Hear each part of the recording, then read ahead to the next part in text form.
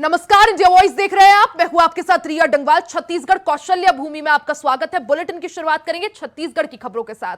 कारगिल विजय दिवस के 25 साल पूरे होने पर भारतीय जनता युवा मोर्चा ने मशाल रैली निकाली। रैली विवेकानंद आश्रम से अनुपम गार्डन स्थित आर्मी टैंक तक निकाली गई। रैली में रिटायर्ड फौजी समेत संगठन के वरिष्ठ नेता भी शामिल हुए। मोर्चा के कार्यकर्ताओं ने वीर जवानों को इस दौरान नमन किया। बीजेपी के वरिष्ठ प्रवक्ता केदार गुप्ता ने बताया कि बड़ी कुर्बानी हमारे देश के सैनिकों ने दी थी।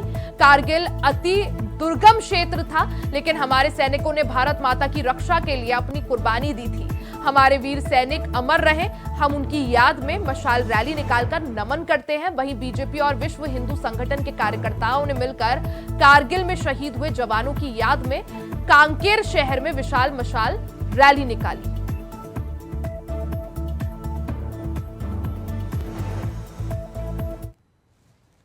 वहीं प्रधानमंत्री नरेंद्र मोदी के आह्वान पर एक पेड़ मां के नाम के तहत छत्तीसगढ़ विधानसभा के आवासीय परिसर में वृक्षारोपण कार्यक्रम का आयोजन किया गया। मुख्यमंत्री विष्णुदेव साय ने अपनी मां के सम्मान में वहां बेल का पौधा लगाया। विधानसभा के अध्यक्ष डॉक्टर रमन सिंह ने सीताफल तो नेता प्रतिपक्ष डॉक्टर चरणदास महंत ने हनुमान फल और उप मुख्यमंत्री अरुण साव ने नीम के पौधे का रोपण किया।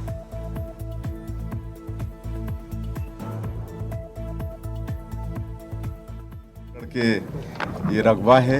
यहाँ एक साथ पूरा मंत्रिमंडल, हमारे विधानसभा के अध्यक्ष, हमारे नेता प्रतिपक्ष, हमारे सबो विधायक मन यहाँ पेड़ लगा था और तरह तरह के पेड़, बेल तो नीम, पीपल, रामफल, सीताफल, हनुमान फल, सब तरह के पेड़ यहाँ लगाए हन आज, और प्रधानमंत्री जी के आह्वान ला पूरा करत।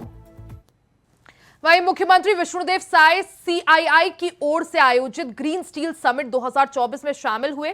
भारतीय इस्पात उद्योग को कार्बन रहित बनाने के लिए उद्देश्य से स्टील समिट का आयोजन हो रहा है। समिट में देश विदेश के उद्योगपति शामिल हो रहे हैं। 2 दिवसीय समिट का आयोजन नवा रायपुर स्थित निजी होटल में हो रहा है। इस दौरान पत्रकारों से बातचीत करते हुए सीएम विष्णुदेव साय ने कहा कि छत्तीसगढ़ का सौभाग्य है कि सीआईआई द्वारा ग्रीन स्टील समिट यहां हो रहा है। इसमें देश विदेश से भी उद्योगपति उपस्थित हुए हैं। 2 दिन का ये समिट निश्चित ही ग्रीन स्टील उत्पादन की दृष्टि से में बहुत महत्वपूर्ण होगा। आज कार्बन उत्सर्जन से दुनिया चिंतित है। निश्चित रूप से ये समिट ग्रीन स्टील निर्माण के क्षेत्र में और कार्बन से मुक्ति दिलाने के क्षेत्र में मील का पत्थर साबित होगा।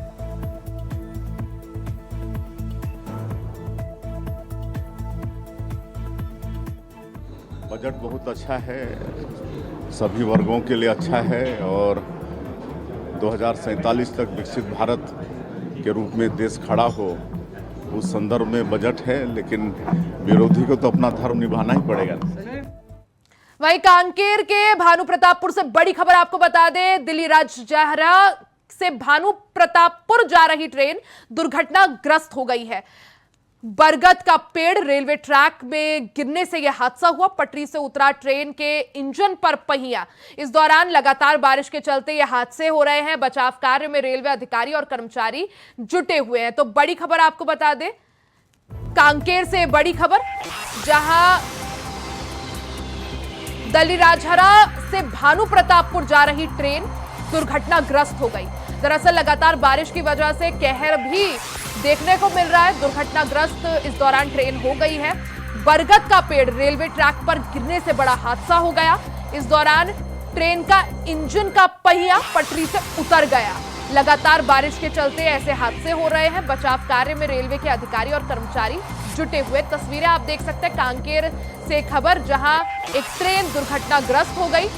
भारी बारिश के बाद बरगद का पेड़ रेलवे ट्रैक पर गिर गया, जिससे ट्रेन की इंजन का पहिया पटरी से उतर गया। इस दौरान रेलवे के अधिकारी राहत बचाव के कार्य में जुटे हुए। हालांकि किसी के हताहत होने की खबर फिलहाल नहीं है।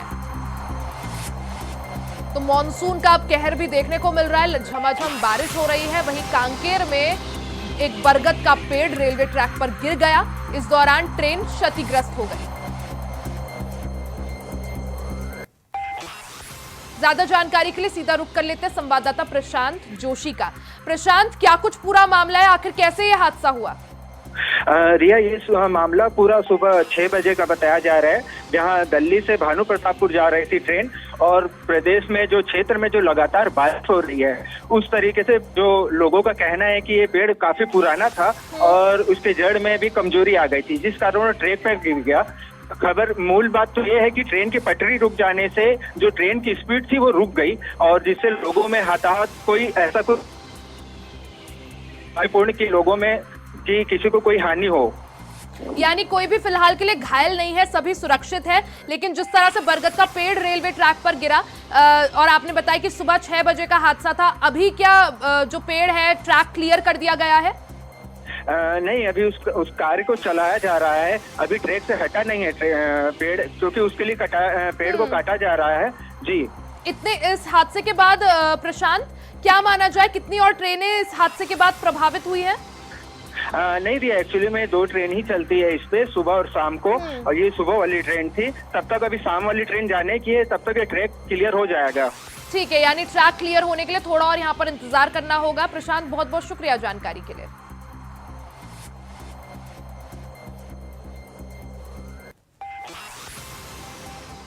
खबर भिलाई से है, जहां खाद्य एवं औद्योगिक प्रशासन विभाग की टीम ने सिविक सेंटर में रेड की। इस दौरान एसडीएम के सुपरविजन में विभाग की टीम ने छापा मारा। कई जगह मिले बासी खाद्य पदार्थों का सैंपल लेने के बाद बासी मटेरियल को खत्म कराया गया। सैंपल रिपोर्ट के बाद कार्रवाई होगी। फूड वेंडर को टीम ने समझाइश इस दौरान दी है। सोमवार को सैंपल रिपोर्ट के बाद कड़ी कार्रवाई भी होगी। आपको बता दें कि लगातार शहर में फैल रहे डायरिया और जल जनित रोगों की रोकथाम के लिए लगातार विभाग द्वारा कार्रवाई की जा रही है। दुर्ग एसडीएम मुकेश रावत द्वारा खाद्य एवं औद्योगिक प्रशासन के अधिकारियों द्वारा साथ में दबिश दी गई और लगभग 30 से 40 फूड वेंडर्स के यहां चेकिंग की गई और सैंपल्स इकट्ठा किए गए।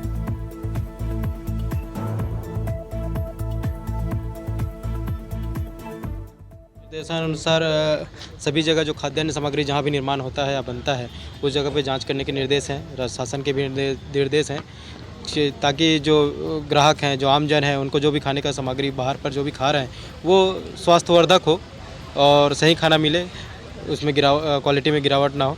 और जांच कंटिन्यू जारी की जा रही है। जैसे बारिश का समय है, हाइजीन की समस्याएं रहती है, बहुत सारी बीमारियों का भी समय रहता है। यदि स्वच्छता का ध्यान नहीं रखा जाएगा, खाद्य सामग्रियों के निर्माण में यदि क्वालिटी का ध्यान नहीं रखा जाएगा तो बीमार पड़ने की संभावनाएं रहती हैं। उसी को दृष्टिगत रखते हुए जो भी स्ट्रीट फूड वेंडर है वहाँ भी प्रॉपर जाँच की जा रही है। साथ ही फूड लाइसेंस भी सभी वेंडर को लेना अनिवार्य है, उस संबंध में भी जाँच की जा रही है कि विदाउट लाइसेंस कोई वेंडर संचालित तो नहीं कर रहा है। प्रॉपर जाँच कंटिन्यू चल रही है। माननीय कलेक्टर महोदय, ज्यादा जानकारी के लिए सीधा रुख करेंगे संवाददाता श्रीकांत दास का। श्रीकांत, जिस तरह से आजकल बारिश का मौसम भी है और कई बार खबरें आती हैं कि लोगों की तबीयत खराब हो जाती है बाहर का खाना खाने से, या तो डायरिया या फिर फूड पॉइजनिंग। ऐसे में खाद्य विभाग यहां पर काफी ज्यादा सख्त नजर आ रहा है। किस तरह से कार्रवाई की गई, किन किन प्रतिष्ठानों में, दुकानों पर यहां पे छापे मारे गए? जी, ये बताना चाहेंगे कि लगातार फूड सेफ्टी डिपार्टमेंट और औषधि डिपार्टमेंट के द्वारा लगातार यहाँ पे दुर्ग जिले में जांच की जा रही। प्रतिष्ठानों की जो स्ट्रीट फूड वेंडर है उनके यहाँ छापेमारी कार्रवाई की जा रही है।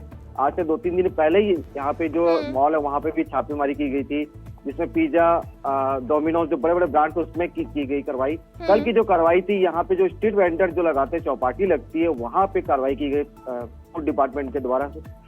लगातार यहाँ पे कार्रवाई के ये देखा जा रहा है कि जो व्यापारी हैं वो सही तरीके से चीजों को ध्यान नहीं रखते हैं, साफ सफाई का ध्यान नहीं रख रहे हैं यहाँ पर। तो लगातार फूड सेफ्टी डिपार्टमेंट के द्वारा उन्हें नोटिस भी दिया जा रहा है।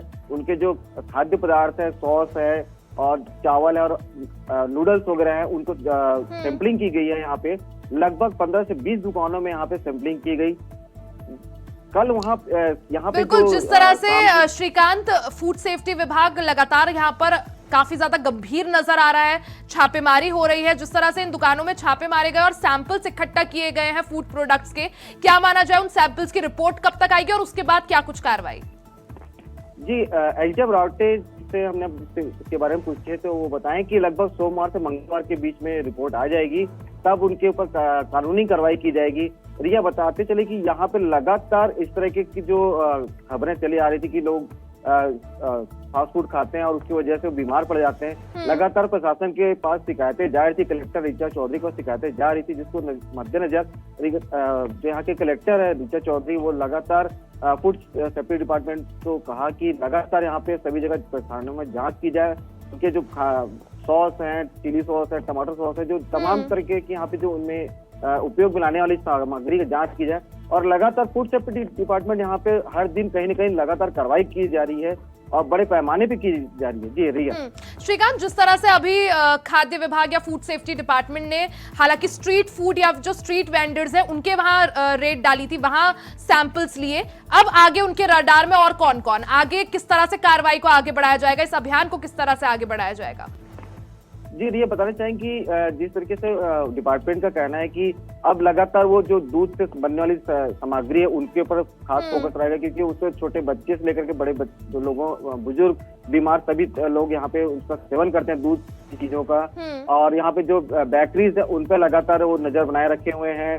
यहाँ पे जो छोटी मोटी फैक्ट्रियां जैसे सॉस बनाने की फैक्ट्री रहती है और भी तमाम जो फैक्ट्रियां रहती है, गोली चॉकलेट जो बनाते हैं यहाँ पे आसपास, उन पे खास नजर, क्योंकि वो सबको खाने के बाद बच्चे जो होते हैं वो काफी बीमार पड़ जाते हैं, उस वजह से यहाँ पे लगातार उस पर नजर रखी जा रही है। जी बिल्कुल, यानी डायरिया या फिर जिस तरह से फूड पॉइजनिंग बाहर का खाना खाने से लोगों को हो रही है, उस पर रोक लगाने के लिए, उस पर अंकुश लगाने के लिए, रोकथाम के लिए यहाँ पर लगातार फूड सेफ्टी विभाग जो है सख्त नजर आ रहा है, लगातार छापे भी पड़ रहे हैं और सैंपल्स भी कलेक्ट हो रहे हैं। श्रीकांत, बहुत बहुत शुक्रिया आपका तमाम जानकारी के लिए।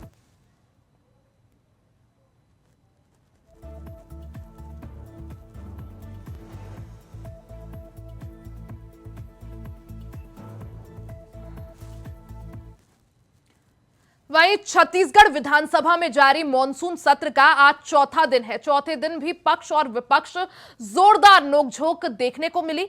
प्रश्नकाल के दौरान विपक्ष ने कई सवाल भी उठाए। इस दौरान प्रदेश में पंजीयन मामलों में गड़बड़ी का मुद्दा भी उठा। इस दौरान विधायक सुशांत शुक्ला के सवाल पर मंत्री ओपी चौधरी ने जवाब देते हुए कहा कि गड़बड़ी रोकने और रजिस्ट्री विभाग में विजिलेंस सेल का गठन किया गया है।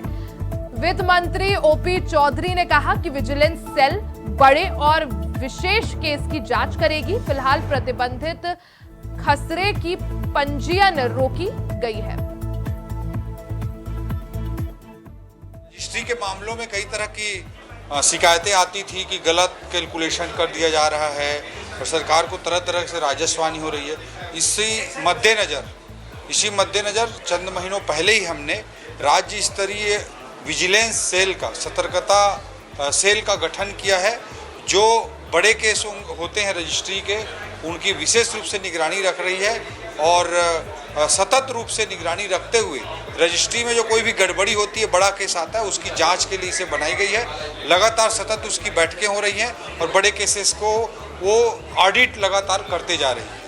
आज का जो प्रश्न आया था सुशांत शुक्ला जी का बिलासपुर क्षेत्र के लिए, उनका कहना था कि उनका पॉइंट है, हमारे पास शिकायत अभी नहीं आई है, लेकिन उनका पॉइंट था कि रजिस्ट्री के प्रकरणों को अनेक अधिकारी कई बार रोक लेते हैं और रोक करके बाद में फिजिकल वेरिफिकेशन के नाम पर उसे डिले करते हैं और तरह तरह के मैल प्रैक्टिसेस, करप्शन की शिकायतें उसके कारण से उत्पन्न होती हैं। इसके लिए राज्य स्तर से हम एक समिति गठित करके बिलासपुर के मामलों की जांच सुनिश्चित करेंगे। वहीं छत्तीसगढ़ में बढ़ते सड़क दुर्घटनाओं का मुद्दा सदन में भी उठा, जिसे लेकर विधायक अजय चंद्राकर ने मीडिया से भी बातचीत की। छत्तीसगढ़ में सड़क दुर्घटना बढ़ रही है, इसका निराकरण करना जरूरी है। हमारी सरकार ने चर्चा के माध्यम से गंभीरता दिखाई है, साथ ही ये जन जागरण से जुड़ा विषय है और मैं सभी से अनुरोध करता हूं कि लोग हेलमेट लगाएं, जिससे सड़क दुर्घटना से होने वाली गंभीर क्षति से बचा जा सके। ये स्वरूप देने की कोशिश की कि एक दल की चिंता ना हो, विधानसभा की चिंता हो। वेलफेयर स्टेट में मानव जीवन की रक्षा एक सबसे महत्वपूर्ण विषय होता है। छत्तीसगढ़ में सड़क दुर्घटनाएं बढ़ रही हैं, जो प्रयास बताए गए उसके बाद भी बढ़ रही हैं। इसका अध्ययन करना, निराकरण करना जरूरी है। सरकार ने आज चर्चा के माध्यम से गंभीरता तो दिखाई है। अपेक्षा करते हैं जनजीवन की रक्षा होगी और सरकार का एक बड़ा कमिटमेंट सामने आया है कि सभी ब्लैक स्पॉट को अगले बजट में लेके एक साथ ठीक करेंगे। तो एक कदम आगे बढ़े हैं मान लें। और भी चीजों को देखने की बात माननीय गृह मंत्री जी ने कही, जो भारत साधक मंत्री थे, तो हम अपेक्षा कर सकते हैं। और मैं तो आप लोगों से भी कहूंगा, मीडिया हाउस से, चूंकि ये जन जागरण से जुड़ा विषय है, तो कम से कम हेलमेट लगाएं। वहीं न्यूज चलाने को लेकर फिर एक बार पत्रकार पर चाकू से हमला हुआ है। बता दें कि कुर्दा वार्ड नंबर 11 थाना चांपा निवासी Sukhsagar Mathur local news channel में काम करता है। 21 जुलाई 2024 को रात्रि करीब 10:30 बजे के पास मनोज बरेठ लकड़ी तस्कर नामक व्यक्ति देसी ढाबा कोरबा रोड चांपा में खाना खाने के लिए गए थे। तभी लकड़ी तस्कर के खिलाफ खबर चलाने को लेकर आपस में विवाद हुआ और पत्रकार को 12 बार चाकू से हमला कर दिया गया। आरोपी घटना कर फरार है, जिसके बाद पुलिस जांच में जुटी है।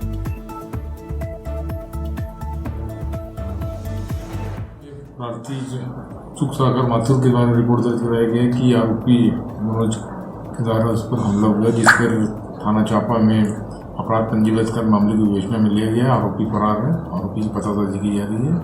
शीघ्र ही आरोपी को गिरफ्तार कर अग्रिम वैधानिक कार्रवाई की जाएगी। वहीं छत्तीसगढ़ के बलरामपुर में युवक की खौफनाक तरीके से हत्या कर दी गई। आरोपियों ने हत्या के बाद युवक के हाथ काटकर शव को दफना दिया।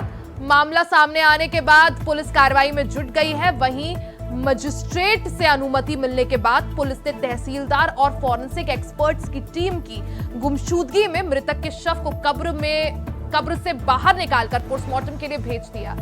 सामरी पुलिस ने हत्या का मामला दर्ज कर फरार आरोपी के खिलाफ मामला दर्ज किया है। हत्या किन परिस्थितियों में हुई और कितने लोगों ने वारदात को अंजाम दिया था, इसका पता पीएम रिपोर्ट आने के बाद ही चलेगा। फिलहाल पुलिस मामले की जांच में जुट गई है।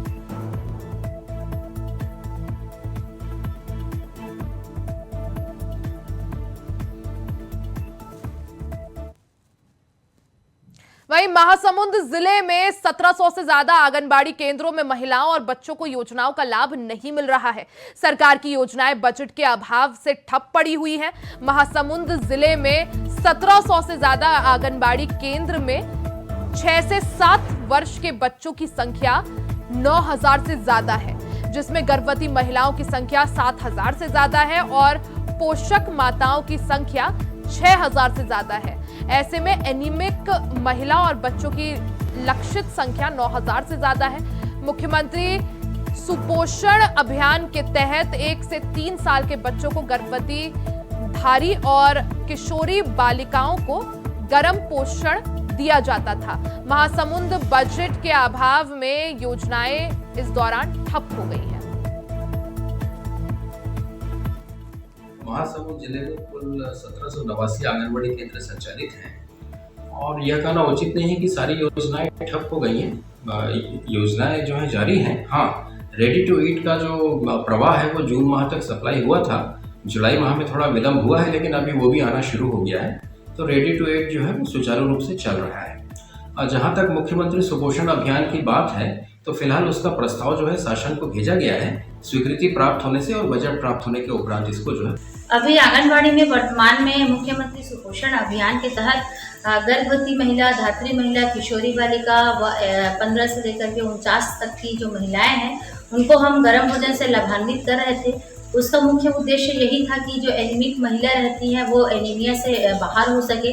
वही गर्भवती महिला भी इसका लाभ ले रही थी। तो वर्तमान में ये योजना लगभग 2 महीने से बंद हो गया है और रेडी टू ईट योजना से भी महिलाएं और बच्चे लाभान्वित हो रहे थे। वर्तमान में जून महीने से वो योजना भी बंद हो गई है। तो हितग्राही पूछते हैं कि रेडी टू ईट क्यों नहीं मिल रहा है। तो शासन की जब योजना फिर से शुरुआत होगी तो फिर से हम रेडी टू ईट उनको देंगे करके छत्तीसगढ़ कौशल्या भूमि में फिलहाल के लिए सिर्फ इतना ही। खबरों का सिलसिला जारी रहेगा, बने रहे हमारे साथ।